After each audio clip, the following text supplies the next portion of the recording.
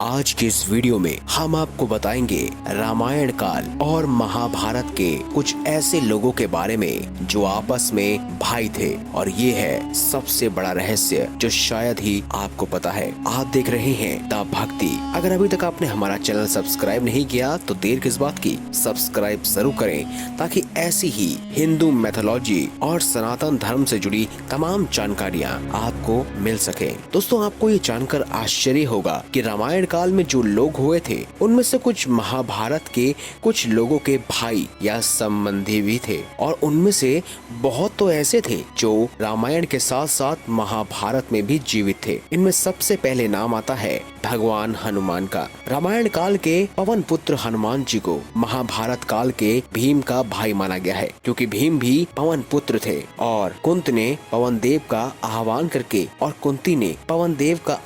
करके भीम को प्राप्त किया था। भीम को भी पवन पुत्र कहा जाता है। दूसरा है बाली। रामायण काल में सुग्रीव के भाई बाली को महाभारत काल के अर्जुन का भाई माना गया है, क्योंकि दोनों के ही पिता इंद्रदेव थे। कुंती ने इंद्रदेव का आह्वान करके अर्जुन को प्राप्त किया था, और इंद्र के शची से हुए पुत्रों के बारे में कहा जाता है कि उनके अलग अलग नाम थे, जैसे जयंत, वस्तुक और वृषा।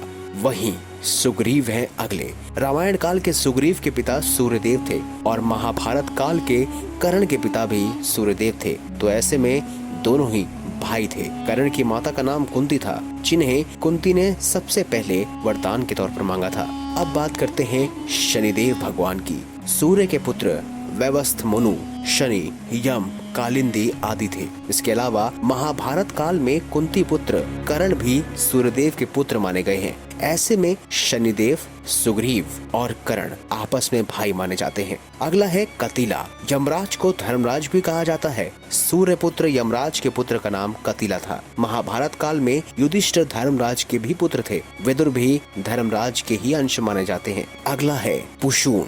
अश्वनी देव से उत्पन्न होने के कारण नासत्य और ध्रुस्त को अश्वनी कुमार कहा जाता है। अश्वनी कुमार नातस्य पूषण के पिता और उषा के भाई कहे गए हैं। कुंती ने माद्री को जो गुप्त मंत्र दिया था, उससे माद्री ने इन दो अश्वनी कुमारों का आह्वान किया था। 5 पांडवों में नकुल और सहदेव इन दोनों के पुत्र थे। तो दोस्तों, ये थे रामायण और महाभारत काल में आपस में संबंधी और भाई। तो दोस्तों, अगर आपको हमारी ये खास जानकारी, ये वीडियो अच्छी लगी हो तो इस वीडियो को लाइक करें, हमारे चैनल को सब्सक्राइब करें और ज्यादा से ज्यादा शेयर जरूर करिएगा। धन्यवाद।